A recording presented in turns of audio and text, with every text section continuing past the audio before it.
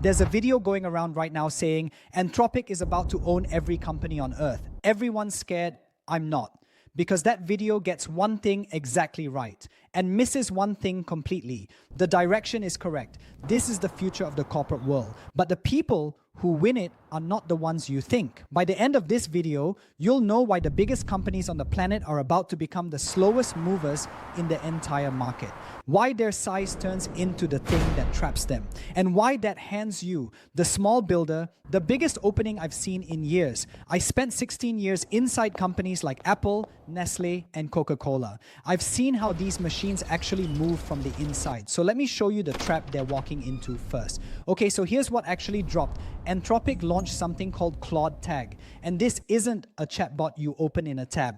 It lives inside Slack. It's an AI teammate. You tag it like a coworker. It reads the channel. It remembers. It works on tasks for hours on its own. And there's a mode called ambient where it doesn't even wait to be tagged. It just watches the conversations and jumps in when it thinks you need it. TechCrunch and VentureBeat both reported it the same way. This is the AI moving from a tool you use to a member of the team. And Anthropic isn't hiding the ambition. They're calling it the evolution of Claude Code. They said it's already writing 65% of their own product team's code. So the video everyone's sharing takes this and runs all the way to the scary ending. It says this is a Trojan horse. You let the AI in. It learns your whole company. And one day you're renting your own business back from the people who own the model. And honestly, on the direction, I agree with them. This is where every company is heading. AI living inside the business, working next to humans, that part is real. But here's where I split from the panic completely. The thing that makes this scary for them is the exact thing that makes them slow. Think about what you actually have to do to plug an AI teammate into a big company. You have to hand in everything, every doc, every message, every email, every client contract. For you and me, that's just our stuff. For a corporate, that's their entire confidential world. Customer data, trade secrets, legal exposure, a board that personally answers for it if it leaks. So the number one problem with all of this was never the technology. It's this. How do they let AI in without exposing the confidential information that the whole company is built on? And that's not a guess. Look at the data. Deloitte surveyed thousands of company leaders. The number one thing holding them back from going all in on AI, not cost, not accuracy, data privacy and security. About 7 out of 10 named it as the top barrier. And McKinsey found that even with all the hype, only around a quarter of big companies have actually pushed AI into production at real scale. The rest are stuck in pilots, stuck in meetings, stuck in legal review. There was another survey by Kiteworks, and this one is wild. Every single company in it had AI on the roadmap for this year, but more than 60% of them admitted they couldn't even reliably shut a misbehaving AI agent down quickly. So picture being the executive who has to sign off on letting an always-on AI read every channel in your company, knowing you can't fully control it yet, knowing the EU just put new high-risk AI rules into force this year. You don't move fast in that chair. You can't. And here's the part I want you to really sit with. Even Anthropic knows this is the hard part. When they launched Claude Tag, they built a whole governance layer around it. Audit logs, lockdown identities, private channels walled off. And they openly recommend you keep the always-on ambient mode switched off at first, until your team understands how it can go wrong. That's the company that built it, telling enterprises to go slow. So the corporate is in a bind with no clean exit. Without it, they fall behind. With it, they expose themselves. It's going to take them a long time to figure this out. Legal, security, compliance, board sign-off. I've sat in those rooms. Nothing in there moves in weeks, it moves in quarters. Now watch the other side of the room. While the giant is in month 4 of a security review, here's what one person with AI is doing. Walter wrote a book about his life using Claude. Then he built an AI twin to go promote it. 3 real orders came in. 1 person, no team, no legal department. Paul closed a $1,000 a month recurring client in 48 hours with 1 AI video. 48 hours, guys. There is no corporate on earth that approves a campaign in 48 hours.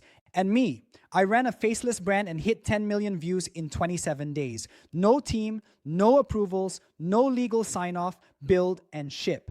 But I'm not going to sit here and pretend any of that was effortless. That's not me. Walter showed up and did the work. Paul did the work. My experiment only worked because I built the system underneath it first. The speed is real. The work behind it is real too. That's the difference. The small builder carries the work. The giant carries the work plus the weight. Now, right about here, someone's thinking the obvious thing. Okay, Alwi, but the big company has more money, more engineers, more data. How does the small guy actually win that? Fair question. And here's my honest answer. Yes, they have all of it.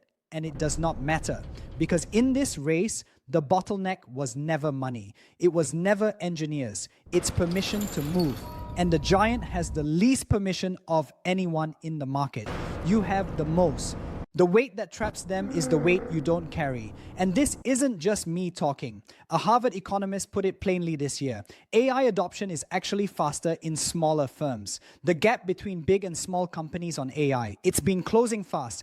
The little guys aren't behind. They're catching the giants who plateaued. So let's get practical. You've got a speed advantage. What do you actually do with it? 5 moves. Number 1. Own your context. This is the one real lesson from that scary video, and it applies to you too. That video warned big companies not to hand their whole business to a platform they don't control. Same rule for you. Don't build your entire business on rented ground, your audience, your email list, your data. Keep them yours. Build the asset, not just the account. Number 2, plug AI into one.